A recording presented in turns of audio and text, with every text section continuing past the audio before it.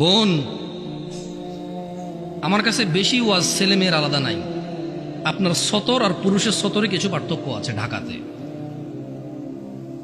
আপনার জন্য অসুস্থ হন আপনি, সেখানে সলাৎ আপনার জন্য নিষিদ্ধ এবং এতে আপনি পরেটার কাফফারা করতে হয় না।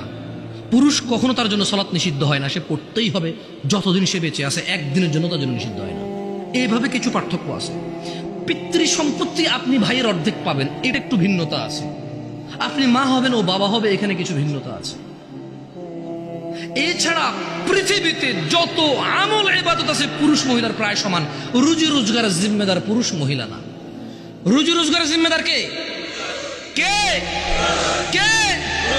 গার্মেন্টস কর্মী আমার ওই বোনরা যারা ঘুম থেকে ওঠে সকালবেলা লক্ষ লক্ষ পুরুষের সাথে ধাক্কাধাক্কি করে গার্মেন্টসে কাজ করতে যায়, ওদের কি বাবা নেই?